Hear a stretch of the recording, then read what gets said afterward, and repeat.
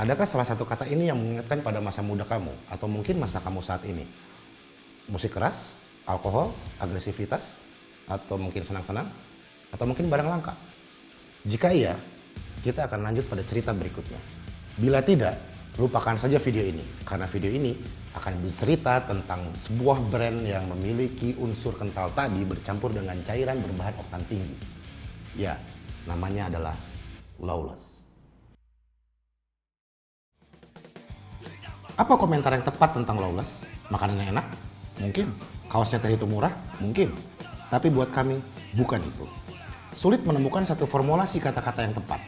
Lawless adalah sebuah brand yang terbentuk dengan branding komunitas yang sangat rumit. Mungkin sebaiknya kamu membeli seporsi Lawless Burger sebelum mendengarkan cerita ini. Lemmy Burger, sambil meminta tolong waitress mengeraskan volume lagu Epic Pantera seperti Mouth of War.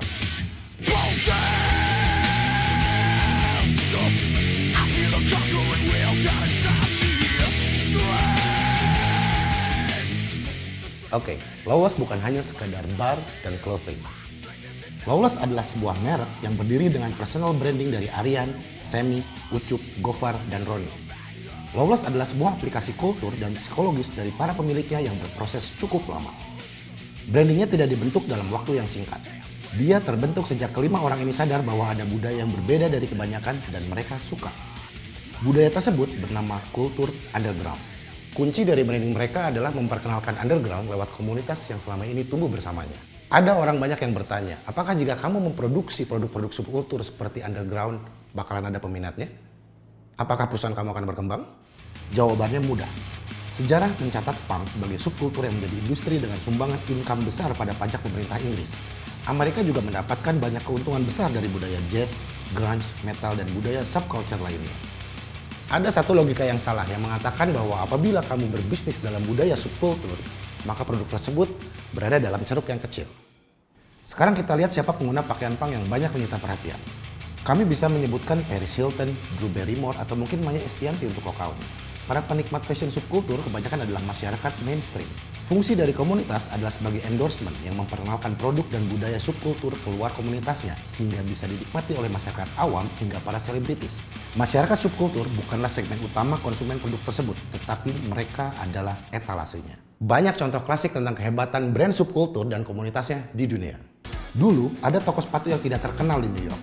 Karena kurang laku, masyarakat kelas bawah membelinya dengan harga murah. Masyarakat New York menjadi etalase atas produk dan gaya hidup pengguna sepatu tersebut. Sepatu itu adalah Hush Puppies. Pada masa itu, masyarakat merupakan manekin hidup bagi para wisatawan yang ingin membeli sepatu ke New York. Karena komunitas kelas bawah New York, Hush Puppies berubah menjadi city merchandise. Selain itu, masyarakat miskin New York adalah komunitas nomaden yang suka berpindah-pindah. Ketika mengembara, dia menjadi endorsement berjalan bagi peningkatan penjualan sepatu Hush Puppies. Sejak dikenakan masyarakat New York, penjualan Hush Puppies di New York meningkat pesat dan distribusinya pun meluncur mulus ke setiap negara. Sex Pistols adalah salah satu contoh bagaimana komunitas dan lingkungan menjadi booster bagi eksistensi suatu bisnis. Saat musik Sex Pistols menjelajahi panggung-panggung Amerika, gaya dan budaya yang mereka bawa pun menyebar. Desainer mereka yang bernama Vivienne Westwood pun menjadi salah satu desainer mahal dunia hingga kini. Vivienne terkenal karena memanfaatkan punk sebagai aliran desainnya. Mereka pun kemudian bermigrasi ke Amerika dan mendistribusikan kulturnya jauh lebih frontal lagi. Begitulah bisnis komunitas dan subkultur. Jika sudah dilempar ke pasar, maka produk tersebut bukan lagi milik si pembuatnya. Komunitas subkultur yang jadi etalase bagi produk di pasar pun sudah tidak bisa lagi memilih siapa saja pembeli produk tersebut. Semuanya berhak menikmati produk tersebut dengan caranya masing-masing. Itulah manfaat dari branding dan komunitasnya. Dalam bisnis komunitas, produsen dengan mudah memberikan soul pada suatu merek. Branding adalah penanaman spirit dalam suatu industri yang besar, agar setiap orang mudah memahami satu karya. Jika soul itu sudah bisa dilekatkan pada produk, maka dengan kata lain produk itu sudah memiliki identitas. Soul of Metal, keriaan, agresivitas, maskulinitas, dan kreativitas mungkin menjadi beberapa kata kunci yang menjabarkan Lawless. Komunitas ini sudah ada sejak lama. Lawless menjalankan 3 proses yang baik dalam berbisnis komunitas sesuai kelaziman bisnis komunitas. Pertama, mereka memang mengenal dengan baik jejaring dan key person dalam komunitas underground karena mereka berada di dalamnya. Kedua, mereka memberikan lahan yang baik bagi komunitas untuk berhubungan melalui banyak event baik off-air maupun on-air. Hal ini merupakan suatu teknik distribusi, marketing, dan promosi yang menarik. Dibantu seringai sebagai representasi musik Lawless, Unfaedah Podcast, Lawless Records, Lawless YouTube Squad, dan banyak lagi party underground yang membuat mereka bisa tetap tune in dengan komunitas underground. Ketiga, Mereka berinteraksi dengan komunitasnya lewat banyak kolaborasi. Hal ini berguna untuk memperkuat jaringan dan identitas bahwa mereka adalah satu kesatuan sebagai kelompok representasi dari subkultur. Langkah ketiga ini memberikan jalan bagi para pelaku di subkultur yang sama untuk merasakan manfaat kehadiran sebuah usaha yang berbasiskan komunitas. Bagaimana Lawless menjual CD band metal lokal, memfasilitasi kebutuhan para pengendara motor custom, hingga menampung banyak barang dagangan dari anggota subkultur lainnya. Tiga langkah tersebut juga diambil oleh beberapa bisnis komunitas dalam dunia skateboard. Zephyr Skateboard Team adalah representasi bisnis skateboard komunitas yang cukup baik. Mereka mengenal pelaku papan luncur karena mereka berada dalam komunitas yang sama. Tak lama kemudian, mereka mengizinkan anak-anak Z-Boys untuk hangout di outlet dan di tempat produksi papan surfingnya. Selanjutnya, toko tersebut mendanai berbagai kejuaraan yang diikuti komunitas mereka.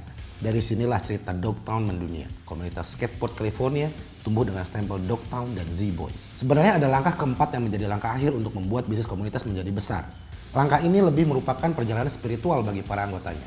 Coba kamu masuk ke bar atau toko Lawless. Coba apa yang kamu rasakan? Kalau kamu mengenal baik dunia underground, kamu bisa menghirup aroma underground dari Eropa, Amerika, Australia, dan Asia yang terbawa ke dalam bar dan outlet Lawless. Ini adalah bukti bahwa mereka dapat mengembangkan komunitasnya melampaui batas yang biasa dilakukan oleh anggota subkultur lainnya. Detailing seperti kurasi poster, pemilihan brand, warna, pilihan dekorasi, hingga playlist lagu diperhatikan dengan sangat baik. Ada teori tentang branding yang memang benar adanya. Di manakah paling tepat melakukan branding? Jawabannya adalah di dalam produk dan di tempat produk itu dibeli. Semakin kamu mempengaruhi konsumen dengan detail di dalam outlet, bar, atau bahkan workshop, semakin dia bisa mendapatkan experience lebih atas produk kamu. Setelah menjabarkan semua, maka mungkin ada sedikit jawaban yang bisa diberikan. Apakah Lawless itu? Lawless adalah sebuah bisnis komunitas yang paling jempolan. Semuanya tampak rapi, walaupun ini tidak diakui oleh para pendirinya.